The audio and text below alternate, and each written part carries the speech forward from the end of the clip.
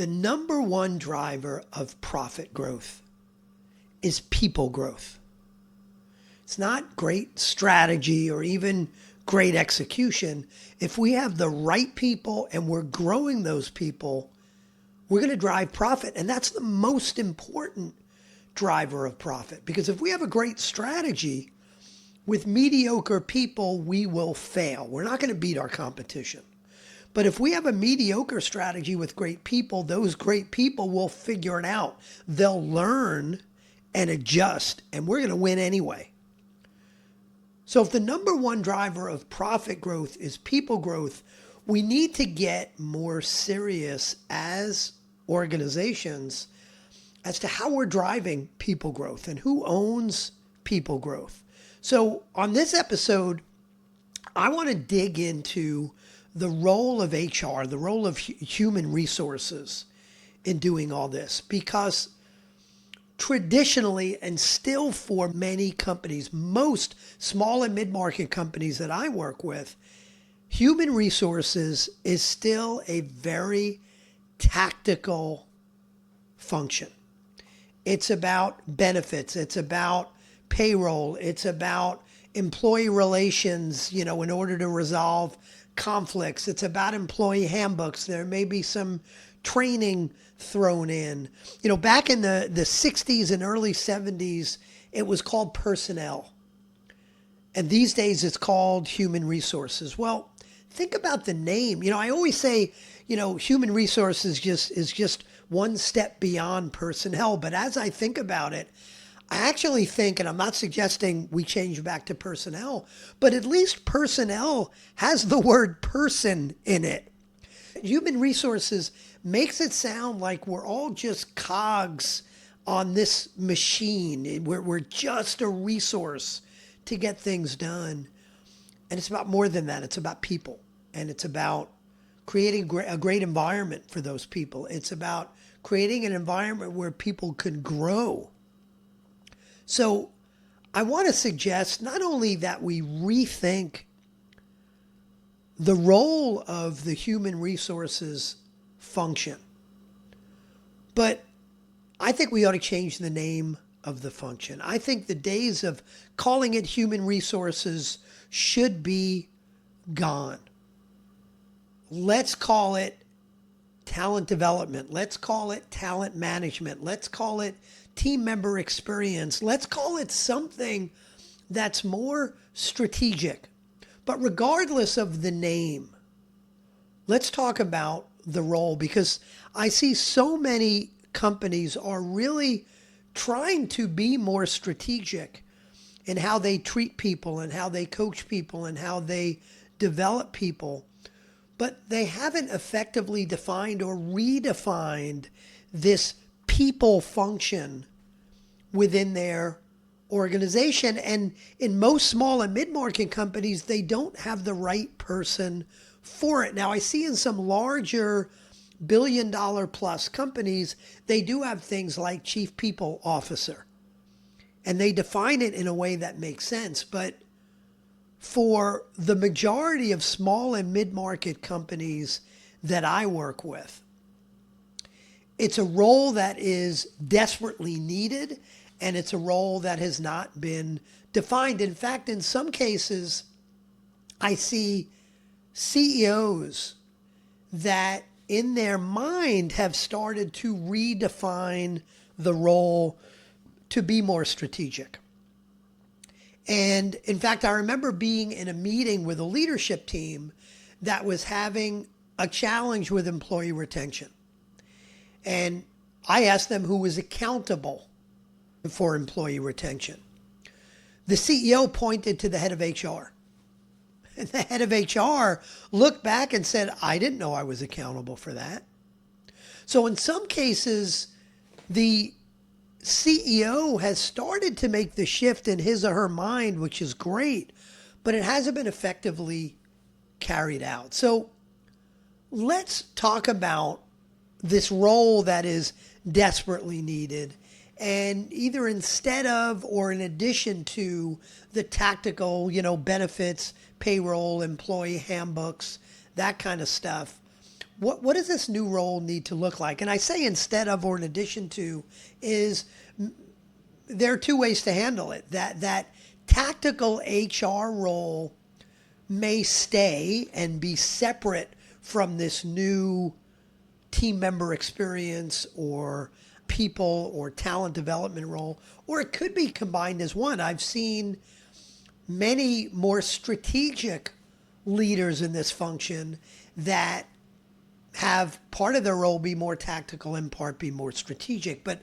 regardless of whether it's one role or two, I want to talk a little bit more about the strategic part of that role and dig in. And the first part of that role that I want to talk about is the idea of talent development. For many organizations, accountability for talent development is scattered.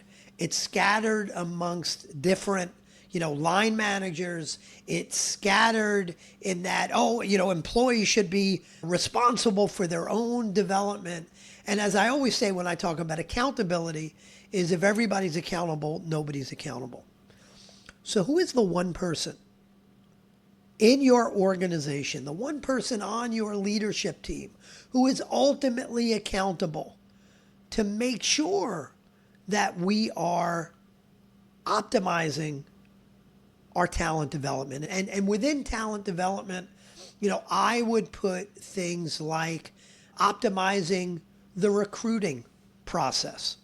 What are we doing to make sure that we are maximizing our chances of hiring people that have the best chance of succeeding, that hiring people that are the best fit for our culture, that have the best chance of producing at the level we need them to produce? I believe it's one of this role's accountabilities is to maximize the recruiting process.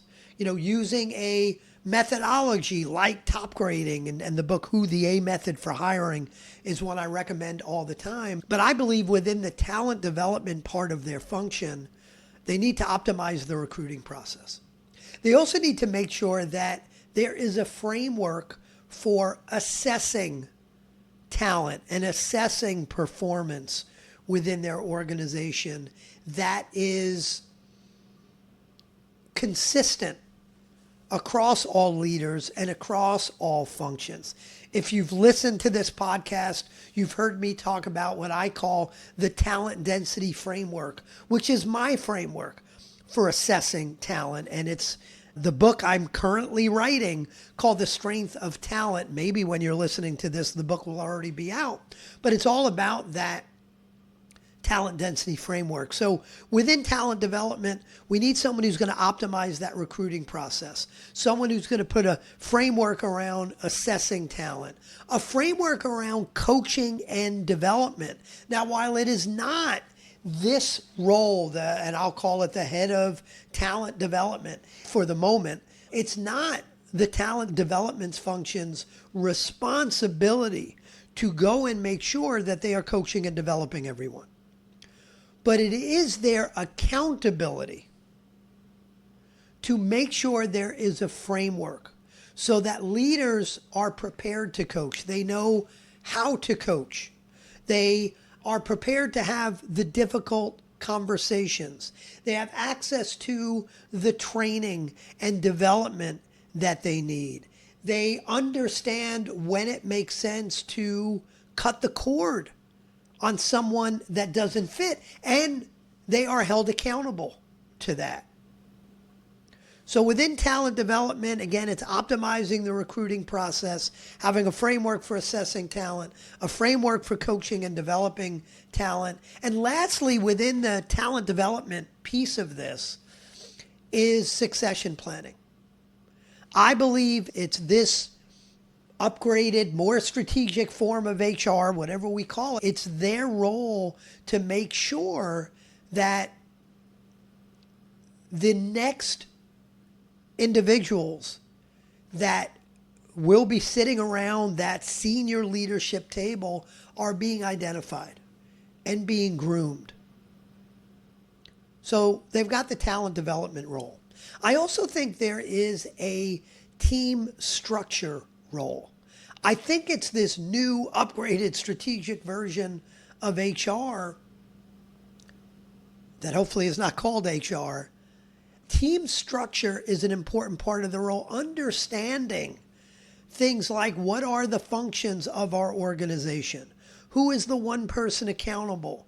Do we have measures of success, key performance indicators for each of those? Do we have the most effective team structure? In fact, on one of my recent episodes, I talk about how to structure the leadership team. And I think it's this new strategic people function that is accountable for making sure the team is looking at that, if not on a quarterly basis, at least on a semi-annual basis. So we've got the talent development piece. We've got the team structure piece, number 2. Number 3, I'd say, is employee experience. Someone who is accountable from the time a new prospective team member sees a job posting or hears about one, through to them being recruited, through to the interview process and the evaluation process, the hiring process, the onboarding process, the training process, the life of that employee, the promotion process, the evaluation process, the retirement process. Who is accountable for end-to-end ensuring that we have the right employee experience, the same way we need the right customer experience. More importantly is we need the right employee experience, because I would say you could do all the work in the world on your customer or client experience, but if you don't have an effective employee experience, then you're not going to be able to take care of your customers. So there's accountability for the employee experience. One way to think about that, and a good friend of mine, Brad Giles, who I've had on the show before, wrote a great book called Made to Thrive, all about actually the job of the CEO. But one of the things he talks about in there is having something called an employee promise. An employee promise, much like a brand promise, and let me actually shift gears and talk about a brand promise, because more people, I think, will understand a brand promise. So I'll explain that and then relate the two. A brand promise is your promise as a brand to your prospects and clients. It is the answer to the question, what problem does your core customer have that you solve better than anybody else? And what's that promise? So, Southwest Airlines for many years, their promise was, low fares, lots of flights, lots of fun. What is that main promise that helps you understand not only what you're promising to your clients as a brand promise, but it's that North Star almost that tells you what you ought to say yes to and what you ought to say no to. Then you have to make sure you're living that promise. So that's a brand promise. But just as importantly, maybe more importantly, we need an employee promise. What's the biggest challenge our team members have or prospective team members have that we solve better than anyone else? What are we going to promise to our employees around giving them a challenging environment, around developing them, around being open and honest with them, around allowing them to have impact? I don't know what it is for you, but each company needs an employee promise, and there needs to be a way to measure whether that employee promise is effectively being executed on and whether you're succeeding on that. And I think a role of this new strategic people function is employee experience, and making sure you're defining and living that employee promise is one important piece of that. So we've talked about talent development. We've talked about team structure. We've talked about employee experience. And then I'm specifically going to call out onboarding. Now you can claim onboarding may be part of the others, but could be part of talent development. It could be part of employee experience, but I'm going to call it out separately because so many companies screw it up so badly. I remember at one of my clients, they actually brought in a new VP of talent development. They were starting to execute on exactly what we're talking about. And I was so excited. They bring in this new VP of talent development, and she comes on board, and the first day, she has no laptop. It takes her 3 days to get her laptop. And there were so many other screw ups. It was a great example of the first impression of a new team member, which lasts a lifetime, being something that's totally screwed up. We need to make sure that the onboarding process of a new team member, it's not just about making sure they have their laptop on time and their office, if they have an office, or their home office is set up, they're getting the training they need, the benefits, signing up for payroll, all that stuff, of course. But what could we do to make that a memorable first day or first few weeks?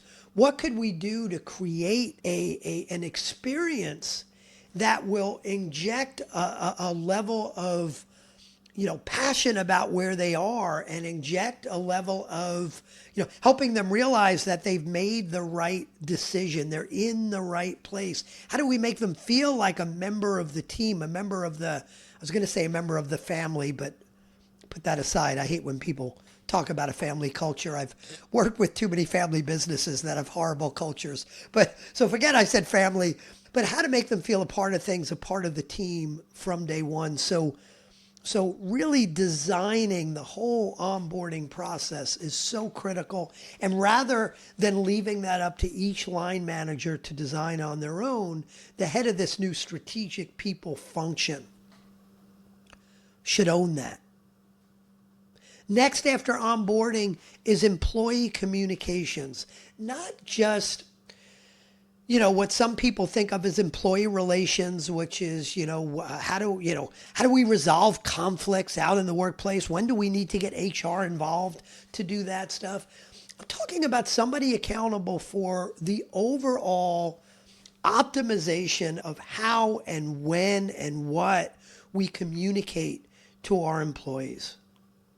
Should there be a monthly or a quarterly all hands meeting in the organization? What should the agenda of those meetings be? How do we make sure we're getting effective questions at those meetings? How do we make sure the organization understands and feels a part of what's going on?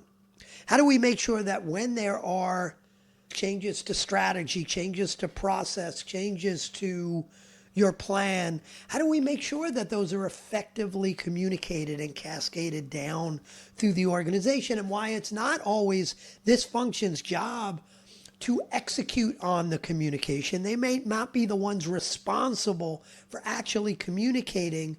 This more strategic people role should be the one to ensure it's the right message with the right frequency in the right way. So let me review those, because I want to talk a little bit about measures of accountability and wrap things up. But we've talked about a number of things. Number one, we talked about their role in talent development, which includes optimizing the recruiting process, the performance assessment process. And I hope to God that doesn't mean for you annual performance reviews, quarterly performance reviews.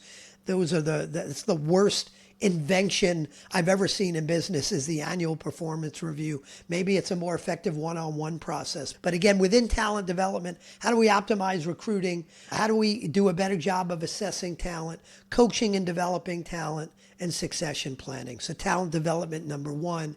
Team structure, number two. Employee experience and the employee promise, number three. Onboarding, number four. Employee communications, number five. I might be missing some things that you identify as important. I don't mean this to be an exhaustive list, But I hope this is a list that helps you define what's most important and what might be missing in your own more strategic people function. Now, there are some ways we could measure. Every function needs some ways to measure whether they are succeeding. So in this case, given what we talked about, it might be an employee net promoter score. It might be employee retention.